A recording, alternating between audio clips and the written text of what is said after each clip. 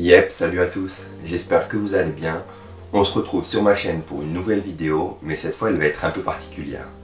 Aujourd'hui, pas de vidéo avec des paysages incroyables, cinématiques ou bien un nouveau vlog, mais je vais tester un nouveau format. Enfin, on va tester un nouveau format avec Manon de Travel with Manon. Je vous mets son lien sous la vidéo. Faut que je vous explique. Après l'avoir rencontré sur Instagram, on s'est mis en tête de faire une vidéo ensemble, toujours sur le thème du voyage, ça change pas. Mais en fait, ce qui était compliqué pour la réaliser, c'était nos localisations. Moi, je suis de Toulouse et Manon de Martinique. D'ailleurs, en parlant de Martinique, vous vous souvenez, j'ai fait un vlog sur la Martinique, piqûre de rappel.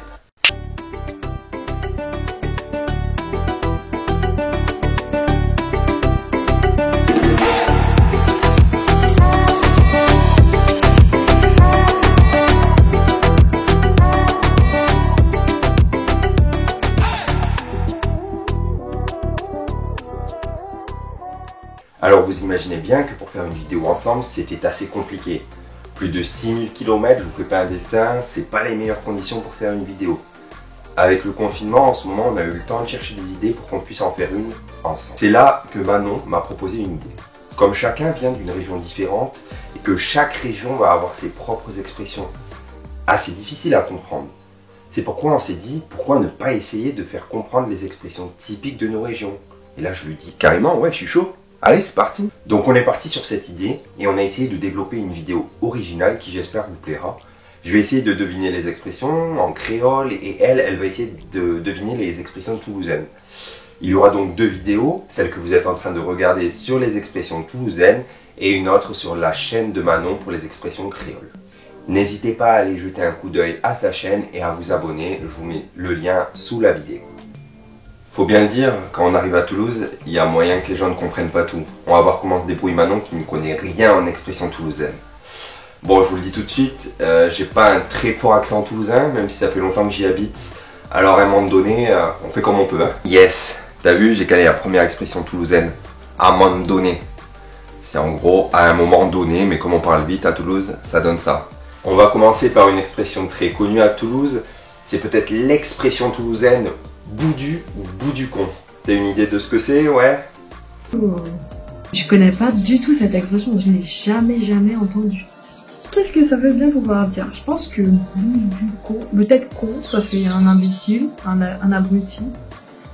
Et boudu, peut-être que ça veut dire que il est vraiment bête, vraiment abruti, peut-être. Un confini quoi.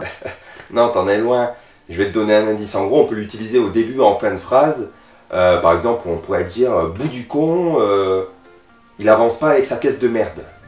Ça veut dire quoi? Je sais pas du tout. Non, du coup, tu l'as pas. En fait, c'est plus pour marquer la ponctuation, genre pour montrer que t'es énervé, pour montrer la surprise, genre bout du con, encore ces embouteillages sur le périph'.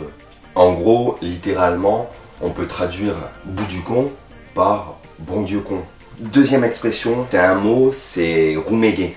Voilà, je vais pas te donner plus d'indices, à toi de jouer. What? Roumégué? La deuxième expression c'est roumégué? Roumégué.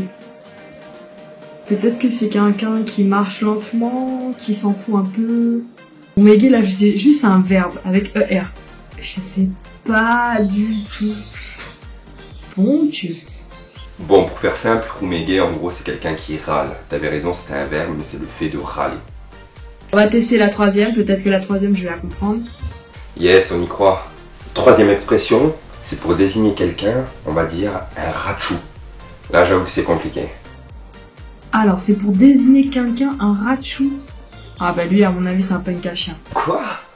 Un punk à chien? À mon avis, le ratchou, c'est celui qui vit sa vie au calme, il fume au calme. Ou alors, c'est peut-être une personne qui est avare. Ça me fait penser à Ratus, un livre que je lisais quand j'étais petite pour apprendre à lire. Et au final, c'était ta deuxième réponse qui était la juste. Un ratchou, en fait, c'est quelqu'un qui est radin, donc quelqu'un qui est avare. Pour la quatrième expression, on va dire ça pègue. Ça pègue. Ça fart, ça va. Salut, ça pègue. Ça veut dire est-ce que ça va? Je suis arrivé une soirée, tu dis alors les gars, ça pègue. C'est pas très beau, hein. Tu m'as bien fait rire sur ce coup. Mais non, ça pègue, en gros, ça veut dire ça colle, tout simplement. Quand on va dire, par exemple, que tu as les doigts qui collent, tu vas dire tu as les doigts qui pèguent.